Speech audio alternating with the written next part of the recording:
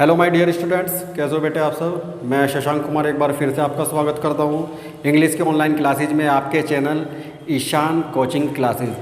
तो बच्चों, last time जो हमने टॉपिक किया था वो बताया था मैंने आपको वर्ब के बारे में। वर्ब क्या होती है? वर्ब होती है क्रिया। तो आज हम अपना नेक्स्ट टॉपिक लेके चलेंगे पार्ट ऑफ स्पीच का, जिसका नाम है adverb and it's kinds. I hope कि जो मैंने आपको लास्ट टॉपिक कराया था वो आपको समझ आ गया होगा। आज का जो हम आपको टॉपिक समझाने जा रहे हैं, मेरी आपसे रिक्वेस्ट है कि अगर आप वीडियो पूरी देखते हैं तभी आप मेरी वीडियो वॉच करें, अदरवाइज आप मेरी वीडियो ना देखें, क्योंकि आधी अधूरी वीडियो देखने के बाद आपको कुछ भी समझ नहीं आएगा। चलिए बच्चों, टाइम वेस्ट ना करते हुए शुरू करते हैं आज की क्लासेस, जिसका नाम है एडवर्ब एंड इट्स काइंड्स। सबसे पहले हम समझ लेते हैं कि एडवर्ब क्या होती है, हम एडवर्ब का क्या यूज़ करते हैं और एडवर्ब को हम कैसे पहचानें, उसकी आइडेंटिफिकेशन क्या होती है। बच्चे, जो एडवर्ब होती है, एडवर्ब को हम बोलते हैं क्रिया विशेषण। क्रिया विशेषण क्या हो गई? क्रिया विशेषण को हम ऐसे समझ लें जो कि क्रिया की विशेषता को बताता है। क्रिया को मैंने आपको बताया था वर्ब, और वर्ब के बाद आ गया एडवर्ब, यानी कि जो वर्ब की आपको ये बताएगा कि क्या स्पेसिफिकेशन है, क्या उसकी क्वालिटी है, उसकी विशेषता बताता है, उसे हम कहते हैं क्रिया विशेषण। तो सबसे पहले बच्चों इसकी हम डेफिनेशन देख लेते हैं। डेफिनेशन हमें समझनी बहुत ईजी रहेगी। एक बात मैं आपको बीच में बताना चाहूँगा कि जो भी बच्चे मेरी वीडियो देख रहे हैं वो अपनी नोटबुक, डायरी, पेन, पेंसिल एक साइड रख दें, क्योंकि हमें केवल समझना है, हमें टॉपिक में टाइम वेस्ट नहीं करना। टॉपिक को समझना है बारीकी के साथ, और समझ के तो आप कभी भी लिख सकते हैं। चलिए बच्चों, तो क्या कहते हैं एडवर्ब की डेफिनेशन को? Adverb is a word which modifies the meaning of a verb, an adjective और अनदर एडवर्ब। अब ये क्या बीमारी है भाई, इसे भी समझ लो।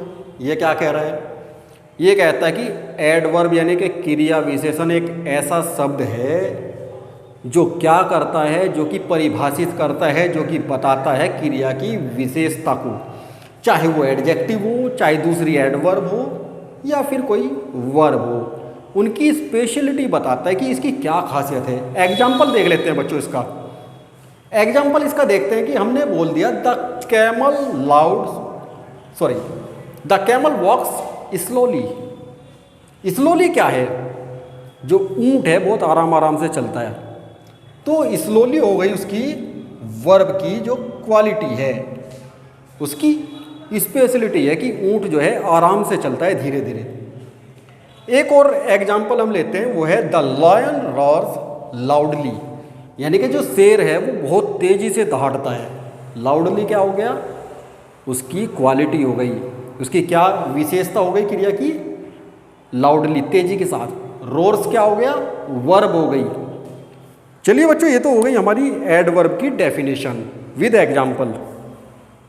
अब मैं आपको बताता हूं कि मेन टाइप्स ऑफ एडवर्ब क्या होते हैं। बच्चों, मेन टाइप्स जो एडवर्ब है, वैसे तो आपको अलग अलग वेबसाइट पे अलग अलग, आप गूगल से सर्च करेंगे अलग अलग मिल जाएंगे, लेकिन मैंने जो ये एडवर्ब ट्राई किए हैं ये अलग अलग बुक से कंसीडर किए हैं। पहला होता है एडवर्ब ऑफ मैनर। मैनर क्या होता है? आपके बड़े क्या बोलते हैं आपको? आपके बड़े बोलेंगे भाई आपको बोलने के मैनर्स हैं, यानी कि तमीज़, यानी कि तरीका। तो मैनर हो गया तरीका, यानी कि जिसमें तरीका बताता है एडवर्ब। फिर है एडवर्ब ऑफ टाइम, समय की विशेषता बताए। एडवर्ब ऑफ प्लेस, स्थान की विशेषता बताए। एडवर्ब ऑफ डिग्री और क्वालिटी, जो डिग्री है यानी कि किस लेवल पे है, या क्वांटिटी उसकी मात्रा कितनी है। नेक्स्ट है एडवर्ब ऑफ फ्रीक्वेंसी, यानी कि कोई चीज़ कितनी बार आती है। नेक्स्ट है एडवर्ब ऑफ रीजन, यानी कि कारण, उसके कारण की विशेषता बताता है। नेक्स्ट आता है एडवर्ब ऑफ अफर्मेशन और निगेशन। अफर्मेशन क्या होता है, आपने कभी पहले अगर पढ़ा हो, अफर्मेशन बोलते हैं पॉजिटिवनेस को, और निगेशन जो निगेटिविटी होती है। लास्ट आता है आपका एडवर्ब ऑफ इंटेरोगेशन, यानी कि जिसमें प्रश्नवाचक हो। उसमें उसकी विशेषता बताएगा, उसमें भी खासियत बताएगा। अब क्या बताएगा वो मैं आपको समझाऊंगा पूरा विस्तार से विद डेफिनेशन एंड एग्जाम्पल, ठीक है ना। सबसे पहले हम देख लेते हैं एडवर्ब ऑफ मैनर। क्या बोला मैंने? Adverb of manner. चलो भाई पहले से समझ लो एडवर्ब ऑफ मैनर क्या है।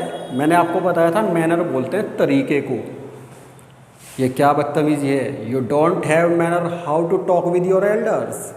आपको इतनी तमीज़ नहीं है कि आपको अपने बड़ों से कैसे बात करनी चाहिए। सर ये क्या कह रहे हैं आप, अभी तो आप वीडियो में समझा रहे थे, अभी आप हमें मैनर सिखाने लगे। अरे मेरे बच्चों ध्यान से सुनो, मैंने क्या बोला? You don't have manner how to talk with your elders, यानी कि मैनर बोलते हैं तरीके को। आपको नहीं पता कि आपको अपने बड़ों से कैसे बात करनी चाहिए, तो ये मैनर हो गया तरीका। चलिए इसे पहले देख लेते हैं भाई, नहीं तो आप मुझे कन्फ्यूजन ये सोचोगे सर तो कन्फ्यूज हो रहे हैं और हमें भी कन्फ्यूज कर रहे हैं। ना तो हम कन्फ्यूज होते हैं और ना ही कन्फ्यूज करते हैं। These adverbs which show the manner in which action is done, यानी कि ये वो क्रिया विशेषण है जिसमें कि क्रिया की विशेषता क्या दिखाती है? मैनर को शो करती है, तरीका दिखाती है। क्या तरीका है जी, क्या बदतमीजी है, क्या तरीका है, ठीक है। कैसे दिखाएगी मैनर? उसमें ये पता चलेगा कि एक्शन किस तरीके से हुआ है, किस मैनर में हुआ है, किस ढंग में हुआ है। The children are singing loudly, जो बच्चे हैं गाना गा रहे थे। कैसे गा रहे थे? बहुत तेज़ी के साथ तेज़ आवाज़ में गा रहे थे, हा हा हा हा करके बहुत तेज आवाज में गाना गा रहे थे। लाउडली क्या हो गया? तरीका, मैनर। सिंगिंग क्या हो गया? वर्ब। नेक्स्ट है you should read this book carefully, आपको यह किताब बहुत ध्यान से पढ़नी चाहिए। तो केयरफुली क्या हो गया? क्या हो गया मेरे बच्चों? केयरफुली हो गया मैनर। चलिए जी मैनर को खत्म करो। अब देखते हैं एडवर्ब ऑफ टाइम। किस समय हुआ था? ये बताता है कि जो कार्य है वो किस समय हुआ था, उसमें टाइम को शो करता है। उसके मैनर टाइम को शो कर देगा कि टाइम बताएगा किस समय हुआ है। Today, tomorrow, yesterday, never, everyday, बहुत सारे तरीके हैं जिसमें ये बताएगा कब कार्य होता है, हुआ है, होगा। अब हमने एक एग्जाम्पल ले लिया बच्चों इसका। We go for walk every day, हम तो भाई डेली जाते हैं, प्रत्येक दिन जाते हैं घूमने। तो एवरी डे क्या हो गया? एवरी डे हो गया है मेरे बच्चों टाइम, एडवर्ब ऑफ टाइम। क्रिया समय की विशेषता को क्या दिखा रहा है? क्रिया विशेषण क्या है इसमें? Every day. नेक्स्ट है ही कॉल्ड मी यस्टरडे, उसने मुझे कल बुलाया। कल बुलाया क्या होता है? अरे भैया कल बुलाया होता है यस्टरडे। टाइम बता दिया आपको कि एडवर्ब ऑफ टाइम क्या है?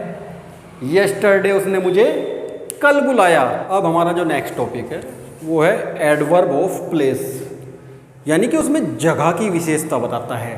इंडिकेट्स अस अबाउट प्लेस, कि किस जगह काम हुआ है। क्रिया की जो विशेषता बताएगा वो जगह के बारे में बताएगा, वो पास है, दूर है, कहाँ पर है। जैसे away, near, for, in, etcetera. Out भी हो सकता है कि बाहर है, अंदर है, किस जगह वर्क हुआ है। इसका एग्जाम्पल देख लेते हैं मेरे बच्चों।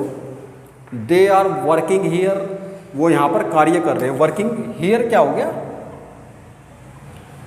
Adverb of place. नेक्स्ट हो गया चिप्स आर केप्ट देयर, जो चिप्स हैं वहाँ रखे हैं, दूर रखे हैं, देयर आ गया। तो ये क्या हो गया? Adverb of place.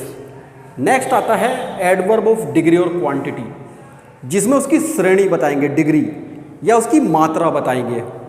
It indicates about degree और क्वांटिटी, किसके बारे में बताएगा? ये डिग्री या क्वांटिटी के बारे में। Such as, very, too, almost, hardly, etcetera. अब इसके दो एग्जाम्पल हम लेते हैं बच्चों। पहला है I know him quite well. Quite का मतलब अच्छे तरीके से, मैं तो बहुत अच्छे तरीके से जानता हूँ या जानती हूँ। तो क्वाइट क्या हो गया भाई? डिग्री हो गई। यू आर ऑलमोस्ट राइट, तुम लगभग लगभग ठीक हो। आप पूरी तरीके से ठीक नहीं हो, लेकिन लगभग लगभग ठीक हो, लगभग लगभग सही हो। तो ऑलमोस्ट क्या हो गया?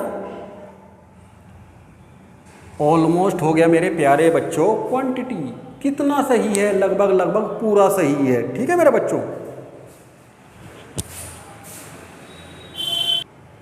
अब हमारा नेक्स्ट आता है बेटा एडवर्ब ऑफ रीजन, जो कि कारण बताता है, क्रिया विशेषण का कारण बताएगा। जैसे कि बिकॉज, देयरफॉर, सो, दस। अब इसका एग्जाम्पल हम ले लेते हैं। I was not well so I did not attend the party. भाई मैं ठीक नहीं था या मैं ठीक नहीं थी, इसलिए मैंने पार्टी को अटेंड नहीं किया, मैं पार्टी में नहीं गई या गया। तो देयर यहाँ पे जो आ गया सो, कारण पता चल गया भाई क्या कारण था आपका पार्टी अटेंड ना करने का। आई वॉज नॉट वेल, मैं अच्छा नहीं था, मैं ठीक नहीं था, मैं स्वस्थ नहीं था, इसलिए मैंने पार्टी को अटेंड नहीं किया। नेक्स्ट क्या है? He is not a good player therefore I did not select him. क्या बताया भाई? आराम से सुनो, कंफ्यूज मत हो।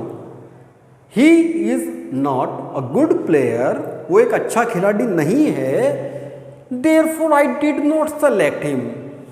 हम यहाँ पर देयरफॉर, सो दोनों चीज यूज कर सकते हैं। तो देयरफॉर क्या हो गया? क्यों नहीं हमने सेलेक्ट किया? क्योंकि वो एक अच्छा खिलाड़ी नहीं है, देयरफॉर। यही कारण था कि भाई मैंने उसे सेलेक्ट नहीं किया, therefore I did not select him. Next देखते हैं बच्चों। नेक्स्ट आ गया है एडवर्ब ऑफ फ्रीक्वेंसी, कितनी बार। Frequency, what is the timing of adverb and action has been done. कोई भी कार्य कितनी बार हुआ है, फ्रीक्वेंसी कितनी है। जैसे नॉर्मली, अकेजनली, ऑफन, कैसे होता रहता है। एग्जाम्पल से समझते हैं। Think twice before you do something. Think twice before you do something, 2 बार सोचो कम से कम, कोई भी काम करने से पहले 2 बार सोचो। तो इसके अंदर फ्रीक्वेंसी क्या हो गई है? ट्वाइस, 2 बार। ही ऑफन मेक्स मिस्टेक्स, भाई वो तो अक्सर गलतियां करता ही रहता है। ऑफन क्या हो गया? अक्सर, यानी कि प्राय। ये बोलते ना भाई वो तो गलतियां करते रहता है, उसका तो काम ही यही है। तो हमने क्या बोला? ही ऑफन मेक्स मिस्टेक्स, वो तो लगभग लगभग गलतियां करते रहता है, उसका काम ही यही है। आज गलती की, कल गलती की, परसों गलती की, ऑफनली करता ही रहता है। ओके, यानी कि बार बार करता रहता है। वर्ब ऑफ अफर्मेशन और निगेशन, यानी कि जिसमें जो क्रिया विशेषण है वो कैसे बताएंगे, उसकी या तो पॉजिटिवनेस बताएगा या निगेटिवनेस बताएगा। हर बात में या तो पॉजिटिविटी होगी या निगेटिविटी होगी। कैसे, इसका तरीका जान लेते हैं। जैसे कि हमने कह दिया एब्सोल्युटली, डेफिनेटली, एग्जैक्टली, श्योरली, तो ये सारे क्या हो गए? अफर्मेशन या निगेशन के एग्जाम्पल हैं। इसमें नेवर भी हो सकता है ना, जहाँ पे निगेटिविटी आएगी। अब हमने कह दिया I will definitely beat you, तो डेफिनेटली क्या हो गया मेरे बच्चों? डेफिनेटली हो गया है अफर्मेशन। मैं तुम्हें जरूर हराऊंगा, डेफिनेटली आपको जरूर हराऊंगा। डेफिनेटली क्या हो गया? अफर्मेशन। नेक्स्ट है I will surely help you, मैं तुम्हारी जरूर मदद करूंगा, अवश्य ही आपकी हेल्प करूंगा। तो सहायता के लिए क्या हो गया? श्योरली। श्योरली क्या हो गया बेटा? अफर्मेशन। नेक्स्ट हमारा आता है last interrogation, adverb of interrogation, जो कि व्हेन, व्हाट, वेयर इनसे शुरू होंगे। क्वेश्चन या क्वेरी के बारे में पता करेगा, क्वेश्चन पूछा जाएगा। एग्जाम्पल क्या है? हमने बोल दिया हाउ आर यू, आप कैसे हैं। हु आर यू, आप कौन हैं। When will you get free, अरे आप कब फ्री हो जाएंगे, आप तो व्यस्त हैं, आप फ्री कब होंगे। तो when will you get free. तो बच्चों आज इस एग्जाम्पल के साथ हम आज की क्लास समाप्त करते हैं। आप मुझे कमेंट बॉक्स में ज़रूर बताना कि आपको ये क्लास कैसी लगी, आपको टॉपिक कैसा समझ आया, और आप मेरे टॉपिक में या मेरी वीडियो में क्या सुधार चाहते हैं। तो कमेंट करना मेरे बच्चों आप बिल्कुल ना भूलें। अब मैं इसी टॉपिक के समाप्ति के साथ आप लोगों से विदा लेना चाहता हूँ। नेक्स्ट टाइम हम फिर से मिलेंगे। उससे पहले मैं आपको बता दूँ, जिन्होंने अभी तक हमारा चैनल लाइक और सब्सक्राइब और शेयर नहीं किया है, प्लीज़ वो करें, वीडियो की अहमियत को समझें। और बच्चों, मिलेंगे नेक्स्ट ग्रामर क्लास में एक नए टॉपिक के साथ ईशान कोचिंग क्लासेज में। तब तक के लिए मैं आप सभी से विदा लेता हूँ। Thank you to watch me and have a nice day. Take care मेरे बच्चों। Bye bye.